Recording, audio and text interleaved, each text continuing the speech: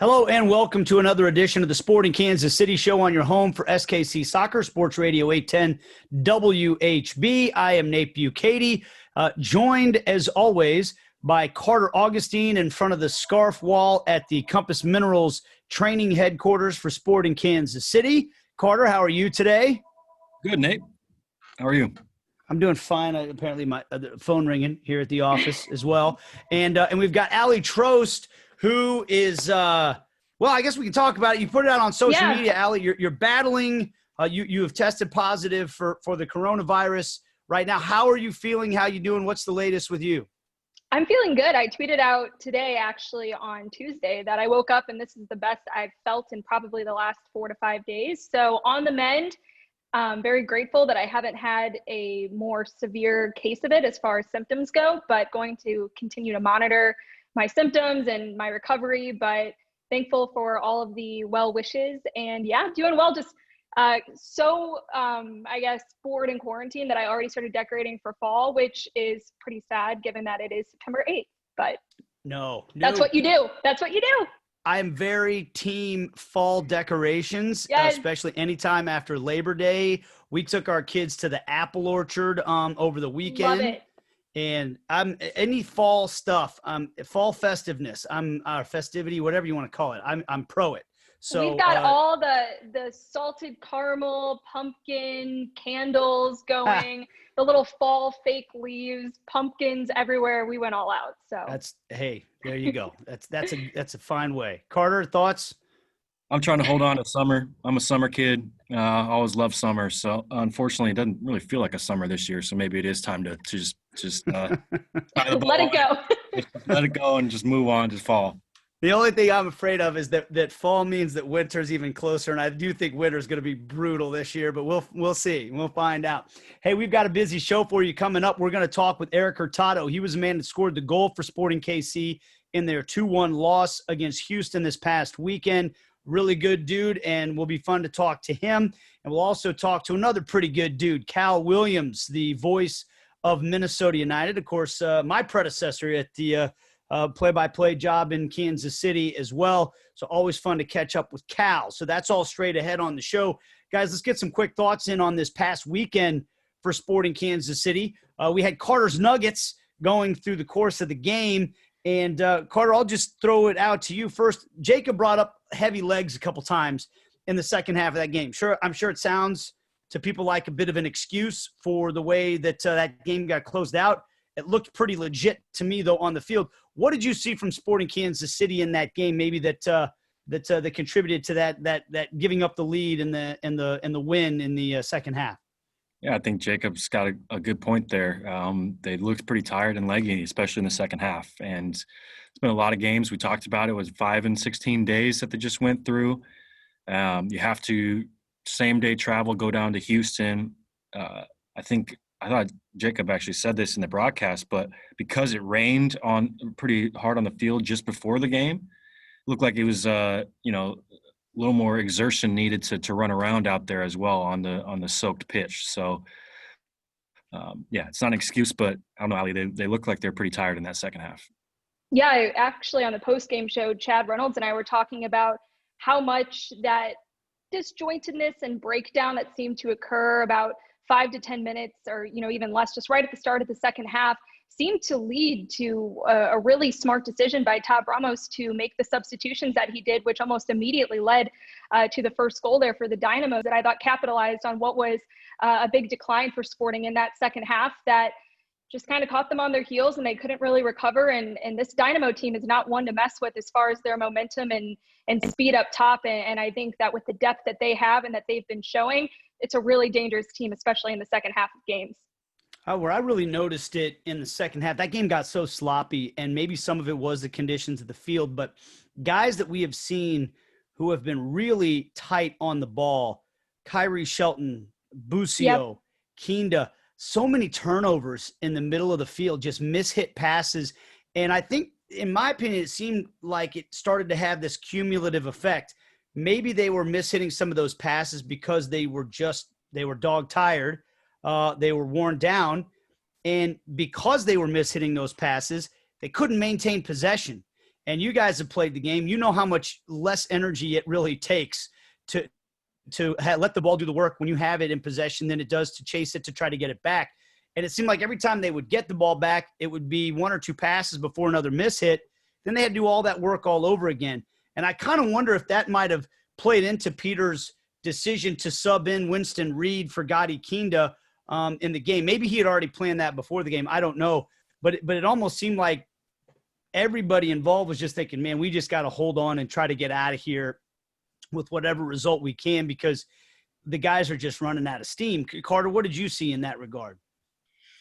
Yeah, certainly. I think you saw kind of what FC Dallas did here in Kansas City a week or so ago, where you insert Winston Reed and you're kind of at the point where, hey, we have our backs against the wall here and we really need to try and hold on and get a result. So, yeah, you could be spot on there, Nate. Compounded the mistakes compound into you have to run a little bit more. That compounds into all of a sudden you're a little more tired than you want to be. So I agree. They didn't keep the ball as well as they normally do.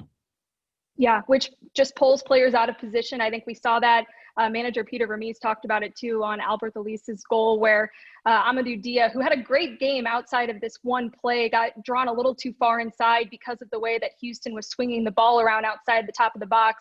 And as a result, he loses his man. He gets pulled out of position and then it's too late to recover and man mark Elise there, and who wide open, puts away a great goal that, outside of I think a lot of great moments for Tim Melia. There's really nothing you can put on him for the two goals that the Dynamo did score. But Nate, yeah, I'm with you. I think that tiredness and that breakdown that you saw physically led to some out of position moments for key players who throughout, again, the first half looked great. I thought the team came out with a lot of energy and definitely had the upper hand with that first goal. But this Houston team, if you leave them in the game, they're going to find a way in the back of the net. And that's exactly what happened on Saturday night.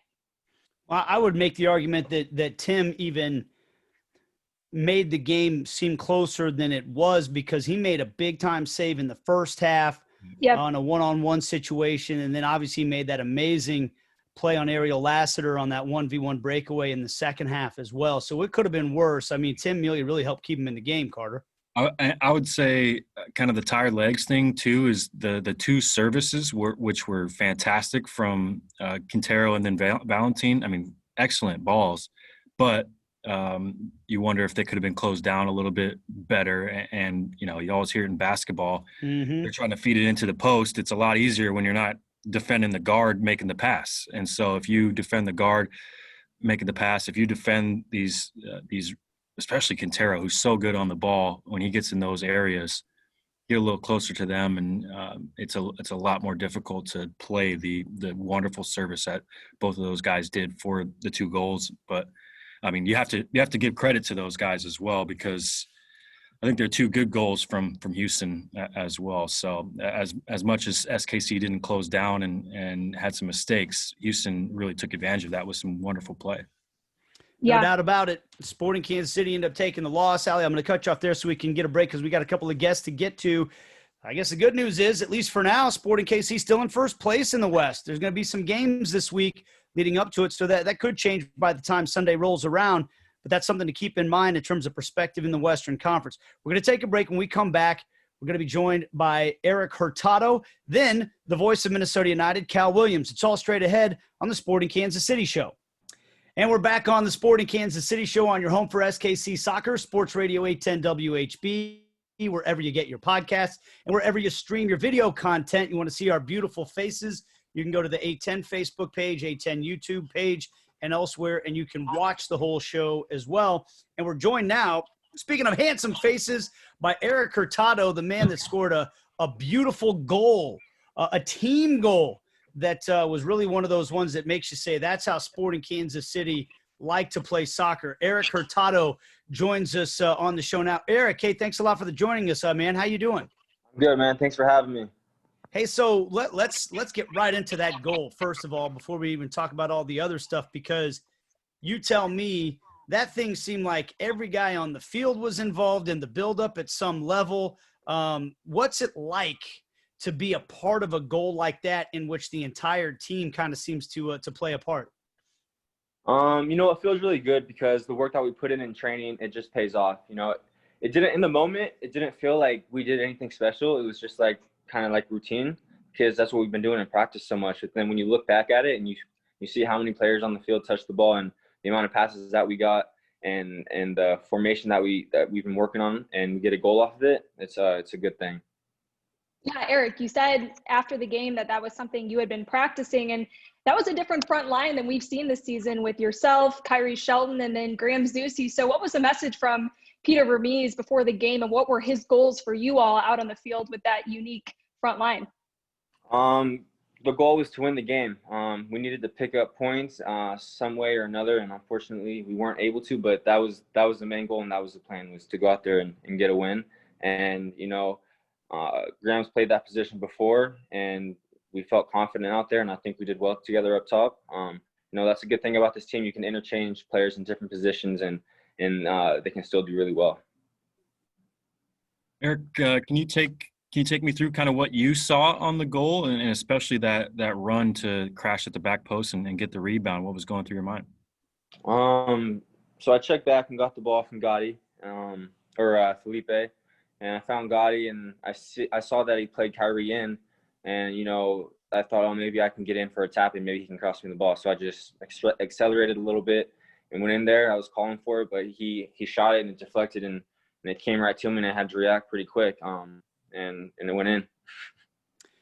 We're visiting with Erik Hurtado. And Erik, I don't know if you know this, but our color commentator, our analyst on the show, on our broadcasts, my broadcast partner, Jacob Peterson, was telling me before the game, like before we even went on the air with our broadcast over the weekend, that Erik Hurtado is going to have a big game. He saw your name in the starting 11, and he said, I've been watching this guy in training, and he does something that makes me sit up straight every time I'm in training and catches my attention. I'm telling you, he's ready for this, and he's going to go out and he's going to have at least one goal. He told us that before the show started, and he said it on the air too. And so he was real fired up when you scored that goal. How's that make you feel, by the way? It's crazy. He's psychic. Maybe we should get rings from him more often. but he's, what made me think of it when he said that was, I try to put myself in your shoes as a player on a team loaded with good offensive players.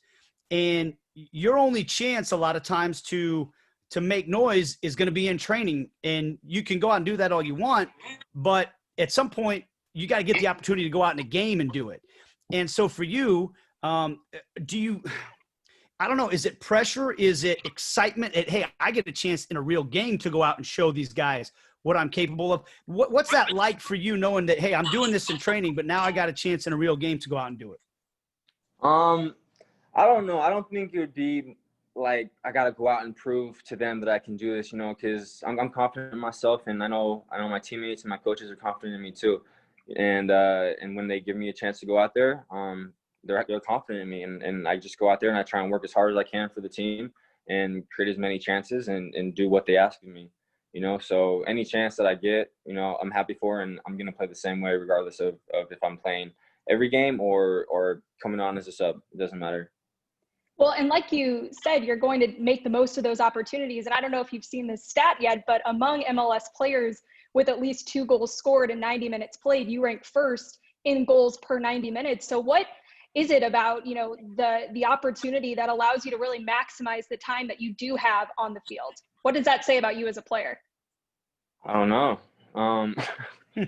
I guess when I get my chance, I take it. I tried to take it, I was fortunate to get a lucky bounce off Kyrie's shot, though. If I don't get a fortunate bounce, then it doesn't go in. But I just I try and work as hard as I can, and I tell myself that it'll pay off in the end, and just keep my head down, and I'm just seeing a little bit of that pay off right now. Unfortunately, we couldn't get the win, so it was a little bittersweet. Yeah, I was gonna say, call it lucky bounce, but I think you create your own luck by being at that situation and beating a defender across to get the goal. But you just mentioned it, guys. Wound up losing to Houston, and I'm wondering how's the mood in the team. A couple of draws before that, but it's been a few games without a win now. Yeah, we know that. We're conscious of that. we're not happy, especially in the locker room after the game. The bus to the plane was quiet. Like, we know that we need to do better and that we can do better. We are still a game ahead and at the top of the West, but that's not good enough for us. And we have a chance this weekend to get 3 points and keep us up in the top. And so that's really our main focus right now. And I know this is going to be a good week of training, and just I can't wait for the weekend, you know.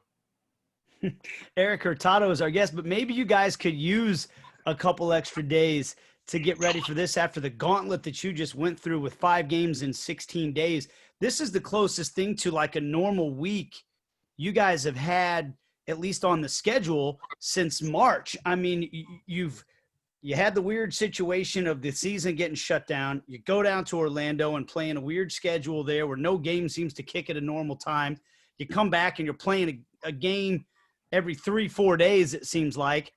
What's it like to actually have a week, like a game on Saturday, then a game on Sunday? Is this refreshing as heck just to have a real week to get ready for a game? Honestly, I kind of like playing every 4th day, you know, because that's what it's about, and it's a lot of competition, and we're here to compete and we're here to win. And so it just feels like a long week right now, and I'm ready to get back and train. I'm ready to get ready for the game because, like I said, I like it like that, and that's what we're used to right now. We're used to the grind. Okay, Erik, I want to pivot away from soccer for just one question here, because the other night during the game, some Sporting fans had a little Twitter debate going on. And the question was, who is the Sporting Kansas City player that would punch the hardest in a fight? And your name came up quite a few times. So my question is, 1, do you think it's true that you would have the strongest punch on the team? And 2, if not you, or even if it is you, who would you pick as number 2? I have to say Tim or Johnny, and I put myself up there with them. Okay, I said Johnny, so I feel good that someone can back that up for me. But Tim's an animal.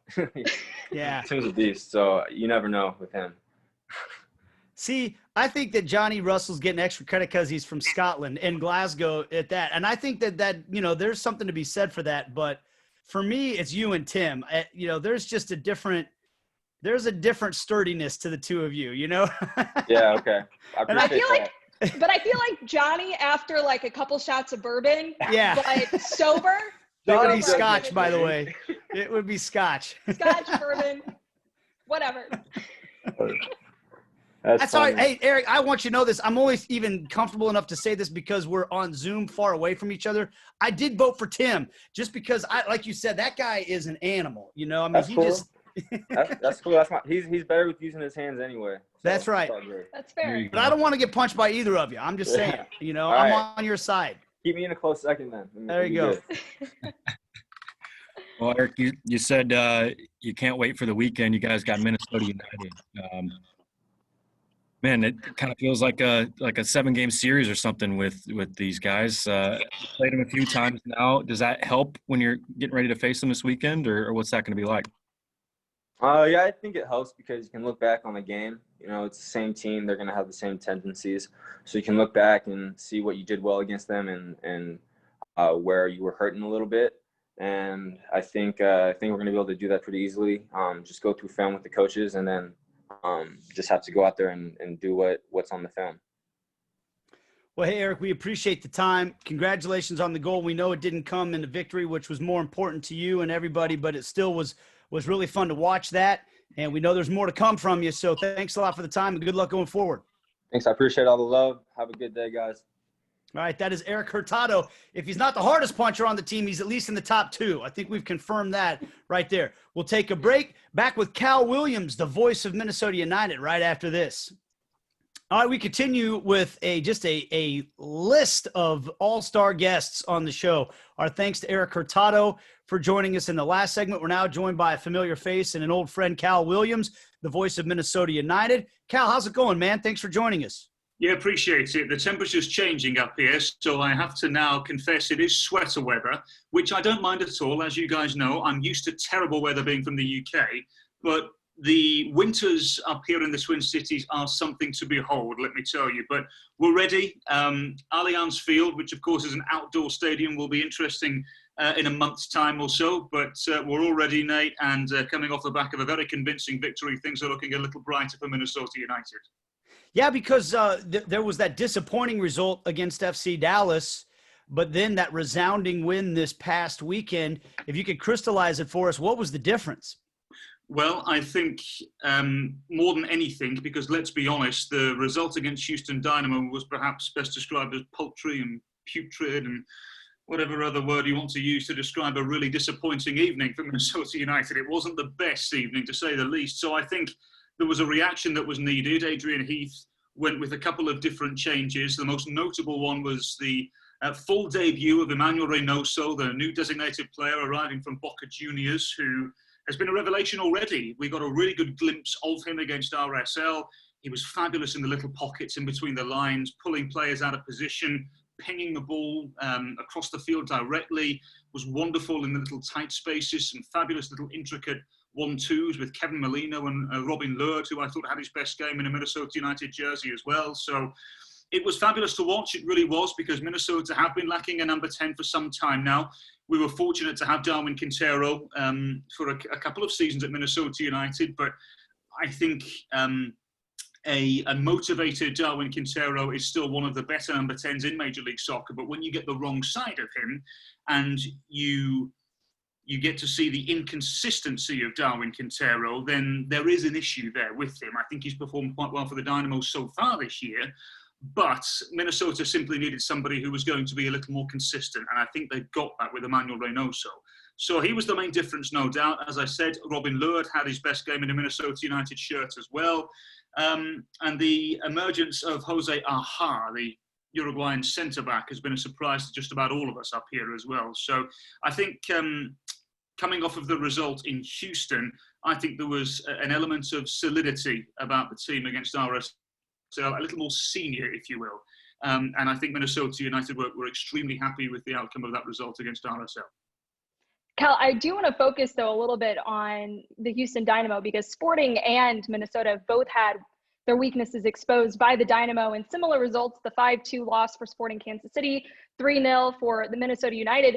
I'm curious, what in your opinion has made the Dynamo so difficult for both Sporting and Minnesota in this first, or part one of the continued MLS season? I think it's taken time. To my knowledge, having spoken to a couple of people around Houston Dynamo, Ali, I think there was a little period, to my knowledge, in the locker room where the players were just waiting to see what Tab Ramos could do in the sense of from a tactical approach. There were one or two disagreements from players from one side of the locker room to the other. The South Americans wanted to play a certain way. The North Americans wanted to play another way. Tab Ramos was firmly caught in the middle. And I think what he's done more than anything is he's just given the attacking side of the side a little bit more freedom. You know, Darwin Quintero starts on the left-hand side, but he's not a left winger. We saw that, didn't we, against Kansas City? We saw that against Minnesota.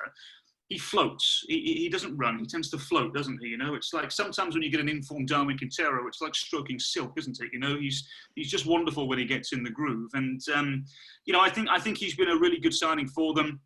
But similar to what Minnesota United do, Ali, in the sense of when you've got the wide players either side of the centre forwards, Tab Ramos actually plays with inverted wingers. So it does overcrowd the edge of the 18-yard box, which does present problems for teams that do play with the traditional four at the back. And also then those backlines can be forced to stretch a little as well, because if you have the overlapping fullbacks, as Minnesota United do, Houston Dynamo not so much. Lundqvist and Valentin a little more reserved than Mitternier and Gasper, but they still get up and they still cause problems. So I think the back line against Houston Dynamo for Minnesota and for Kansas City were stretched supremely well in a negative sense for Kansas City and Minnesota. But I think that the Houston Dynamo are so dynamic when they push forward. When you have somebody like Albert Elise as well, and a centre forward like Mauro Manotas, and even when you haven't got Manotas, you know, the addition of Ramirez was a good pickup. Ariel Lassiter has proven that he can score goals on the continental stage as well. Did that against Minnesota on his debut as well, grabbing 2. So, look, I think the Dynamo are a side that we perhaps need to watch moving forward. Attacking-wise, I think they're great, but I do think they have one or two issues defensively. I think they can be caught out. They are slightly vulnerable defensively, but attacking, they're a joy to watch. So Sporting will have to play Minnesota after, well, they get a week's rest between their games, but they don't have a game to kind of get back on the right track after that Houston Dynamo game. They'll be going up against Minnesota. Minnesota had that game this past weekend against RSL where they, like you said, they had the response. And I want to ask a little bit more about Bebelo. First of all, do you know Bebelo Reynoso? Do you know how he got his nickname at all? I'm putting you on the spot there, but I'm just really curious. I think it means drink it. It's like a command in Spanish. I was just curious if you knew where he got his nickname from, and then how did it's a big time signing. How did it all come about for Minnesota United? Paul, how long have we got? Right. In terms of his nickname, Carter, I hate nicknames on a commentary, so I'm sure that's why you've asked that question, because I won't use nicknames. I don't like them at all. If ever I hear you, Mr. Bukaty, or you, Mr. Augustine, describing Javier Hernandez as Chicharito, I'm going to slap you. I look forward to it. I'm a nickname guy. So. Fight. I want to have a debate right now, Carter and Cal. And I'm serious about this. Timeout. 30 seconds for Cal as to why you hate nicknames, and then I'll allow a rebuttal from Carter Augustine. I don't need 30 seconds, Nate. I just need a couple. It's not his name. It's as simple as that. All right, Carter, the floor is yours. It's pretty funny considering Nate's been trying to put a nickname on me for some time, and I'm very anti that portion of nicknames. But yeah, this is ironic, by the way, Cal, because Carter has slapped that nickname away from me so viciously that I finally gave it up. I still maintain El Jefe is a terrific name for him. It's one that commands respect, and it has an element of authority to it, and a little bit of ethnicity that he doesn't possess. So it was a perfect nickname, but he has flatly refused it the way you have all nicknames. So I now want to hear Carter be pro nickname. I want to hear what he has to say back to this. Yeah, I'm pro nickname for these soccer guys. We like to see some flair out there on the pitch, and Cal's really sounding like the guy that doesn't like Neymar doing cool dribbling skills where, I want to see that. So let me see these nicknames. Let me see these cool dribbling skills. Let me see these celebrations. Yeah, we'll perhaps get deeper into this debate another time, Mr. Augustine, because you're going into the Brazilian territory here. That's a completely different kettle of fish. We'll talk about that, shall we? By the way, I thought it was the Jefe, not El Jefe. It doesn't matter. I mean, I don't know. You tell me. Anyway, more accurate. In terms of Emmanuel Reynoso, no idea who this Bebelo is they're talking about. Emmanuel Reynoso is a statement signing, in my opinion. I think for too long this franchise was a little bit taken advantage of on the international market. I don't think they had the right person in charge. I've said this before in terms of the general manager going out and making the types of signings that they wanted to on the international market. I think that's now changed with Mark Watson taking over as the technical director. And let me tell you, in terms of getting the deal done, it was a lengthy process. And obviously COVID-19 and all the issues that has caused played its part. But even prior to this, there were issues with Boca Juniors trying to agree a fee, trying to agree add-ons, dealing with the Boca Juniors technical director, an individual called Riquelme, who, deep and huge football fans will know that name. Work ethic, not his strongest point, I'm hearing, after his post-playing career. But they got it done at the end of the day. And look, there are a few things that I think are key with this deal here, Carter. I think, number one, Emmanuel Reynoso wanted to come to Minnesota, not just Major League Soccer. He wanted to come to Minnesota when he first heard of the deal and the possibility of it. He was set and he was sold, and he wanted to come. And Mark Watson did a tremendous job in selling that. So well done to him. I was told as well that when Mark Watson sat down with Emmanuel Reynoso and said to him, look, we want you to be the number 10. We want you to be the guy. For those unaware, wearing number 10 in Argentina is a humongous deal when you think of some of the players in the past and in the present that have worn the number 10. Riquelme is one that comes straight to mind. Diego Maradona, Lionel Messi are just names that straight away come to the mind. It's a huge deal to wear the number 10. Emmanuel Reynoso for Boca Juniors was playing a little deeper for the Argentine super club. A reason for that was because another person who donned the number 10 for the Argentine national team, Carlos Tevez, was playing a little deeper as the number 10 for Boca Juniors. But I think it says a lot in the fact that during his time at Boca Juniors, Reynoso had 3 different managers. And each time those managers wanted to get him into the starting 11. It wasn't at the 10, but it was enough where they put him into an 8 role where he could get up and down and still be a part of the attacking units. So I bring up the number 10 story because when Mark Watson sat down with Emmanuel Reynoso to discuss his role for Minnesota, he said, we want you to be the number 10. We want you to be the guy.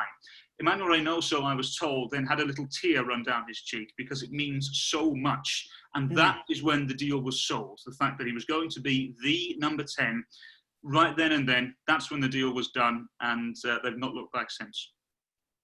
We're visiting with Cal Williams. I want to correct something too. I had a little bit of a slip when I had mentioned the rough result for Minnesota against, I said FC Dallas. That was the same night Sporting played FC Dallas, and you guys played the Houston Dynamo, and I got my Texas squads a little crossed up there. But now you do play FC Dallas on Wednesday. Carter mentioned that. That's correct, right? I don't have the schedule in front of me. Yes. And Nate, don't worry, because prior to the Houston result, we'd had a rough evening against FC Dallas anyway, so no problem. Okay, well, then I should have just kept it going and act natural. But Carter mentioned it, having a game in the middle of the week. We all know that can change things up when it comes to squad rotation or heavy legs and all of that. Tell us maybe about what you're looking forward to as we're recording this on a Tuesday. You guys play FC Dallas on a Wednesday. Maybe what are you anticipating out of that match? And do you see that affecting much in terms of the way, since we don't really know what the schedule is going to be after Sunday, how do you see Adrian Heath trying to manage the roster for this week? Well, we don't know the schedule, but I'm sure at some stage, at the latter stage of this week, the coaching staff for just about every team in MLS possibly may know the schedule. Who knows? We'll wait and see. You would assume they would know the schedule. Right. So I don't know. What I do know, Nate, is that Adrian Heath, when he has a winning side, he doesn't change it. It's very rare. So I'd be surprised if there were any major changes for the Wednesday evening game against FC Dallas. But moving ahead towards Kansas City a few days after, it's an away game. So it wouldn't surprise me if there were 1 or 2 adjustments. The big question is, what are those adjustments? Because as it stands, as you mentioned, recording this on a Tuesday, there are 5 first-team starters out for Minnesota United with injuries. Tyler Miller, the first-team goalkeeper, is out. As you know, Iko Para has been out for some time now as well. Ethan Finlay, Ozzy Alonso, and Luis Amarilla, Adrian Heath said today, have all got issues and could be out potentially for a couple of weeks. Aaron Schoenfeld as well, we're led to believe, is also unavailable for Wednesday evening's game. So right now, Minnesota United, despite some fabulous investment in the offseason, are perhaps about as short as they've been for a long time, Nate. I wonder, does that force the hands of the coaching staff and the technical director to go and make a trade or two? You know, there's whispers already that potentially that could very well be the case. So the reason I bring this up is because maybe we see a new face or two for the game against Sporting Kansas City. But I think right now, with the roster that Adrian Heath has available to him, it is limited. The options are limited, and the way that they want to play is limited as well. I mentioned Amarilla and Schoenfeld both out injured. That leaves just Mason Toye as the lone centre forward. Now, Mason Toye on his day is very good at stretching back lines and has plenty of pace and can be a general nuisance. But when he's off his game, he's not particularly pleasant to watch. And I think that's been kind to him. And I think what it does is it does limit Minnesota in terms of how they want to play. I think going up against Kansas City at Children's Mercy Park, you would probably expect any side really to go a little more direct than usual.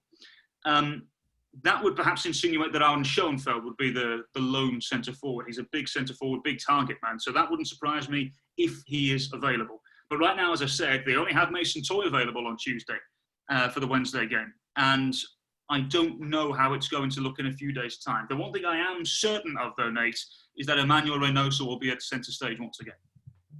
Well, and Cal, as we know, injuries breed inconsistencies. And I've been thinking about something that manager Peter Vermees of Sporting Kansas City said in a press conference a couple weeks ago. And he kind of flipped the question on the media and said, show me a team in this weird 2020 season that's been consistent or has showed consistency. So my question to you is, number one, is there a team to you that has played consistently? And two, how long do you anticipate it will take for teams to start showing that cadence and that continuity and chemistry that seems to be missing at times, in a string of games? Ali, it's a good question. I think the answer is I can't think off the top of my head of any side that has been consistent in terms of results. In terms of the way that people are playing and teams are playing, I think there's been plenty of teams that have been consistent and that have remained true to their identity. I think Seattle Sounders, in the way that they play moving forward, have been good. Defensively vulnerable again, in my opinion. I think LAFC, even with the issues they've had in terms of losing Carlos Vela and co., have remained loyal to the way that they want to play. I think you could perhaps, I mean, you guys tell me, you could perhaps say Sporting Kansas City have remained consistent in the way that they want to play, but results not necessarily. So, look, 2020 is the epitome of an anomaly, isn't it? We have absolutely no idea what's around the corner, and we're not entirely sure what was the corner that we came from either. This is all new to us. We have no idea. So I think it's just, fair play, and it's major kudos being given out to any team that are doing well at the moment. I think Sporting Kansas City and Minnesota United should be commended for the efforts that they've shown so far. I think the likes of Portland Timbers as well, obviously the MLS is back tournament winners. Perhaps the one side I would also say that would be added to that list that I said earlier on of teams that have been consistent in identity. Look, it's 2020 and it is just beyond bizarre right now, isn't it? And I don't really have a solid answer for your question, I'm afraid. So it's just a very strange season. And the one thing I do know, though, is that moving forward, consistency, whatever the season looks like, consistency will be key. Well, Sporting trying to get back on that consistent track. They're going up against Minnesota. This is the last team they beat up at Allianz Field. What's that in terms of Minnesota? Is there any, hey, we get to play these guys right away and try and go back on what just happened up at our place? Or is it going to be I don't know about you, but I'm really fascinated with the tactical battles when you see teams match up against each other so many times in a short space. Yeah, I'm aware, Carter, that there's a tremendous amount of respect between the two coaching staff here at Kansas City and Minnesota. They both have a lot of time for each other. They've shared several glasses, if not bottles of wine in the past. And, I think that there is general and obvious respect there. And you're right in the sense that it is almost, and I hate comparing football to a chess match because I find chess tedious, but it is, isn't it? It really is from a shape point of view and a formation point of view. It's probably the best comparison. And, I'm a big fan of Peter Vermeer's system and how he has implemented it for many, many years. Now, there's been one or two tweaks over the last couple of years, which you guys will, of course, be more than aware of. But, again, I would expect once more Minnesota to be getting the ball into the feet of Emmanuel Reynoso, should he play, of course. I don't see why he wouldn't. But the one thing I'll say about him is prior to when he came on for 20 minutes against Houston and then played this past weekend against RSL, it was his first competitive football since March. So you have to be careful. Big DP signing, the last thing you want is him to tweak a muscle or something. So I think, again, providing that Reynoso plays, I would assume the ball would be with him a lot in between the lines. He would be either side of whoever plays in that six role for Kansas City. I'm assuming it's going to be Gianluca Busio, who I thought has looked fabulous so far. Maybe Emmanuel Reynoso will be a little too much to handle for the young American, maybe. I don't know. But it'll all be about those three playing behind the centre forward, whoever that is. Again, as I mentioned, there could be some moves. There could be the situation where Mason Toye gets a start again. Maybe Amaria's injury isn't as bad as we fear. But Emmanuel Reynoso, again, is absolutely vital to the cause here for Minnesota United. And again, I think either side of him, Molino is fabulous when he tucks inside and when he really fancies it. Robin Lurd has now hit a little vein of form and looks confident again, because he's not looked confident, honestly, since he's come into Major League Soccer. So for me, it's all about those three that'll operate just in between the central midfield and the centre-backs.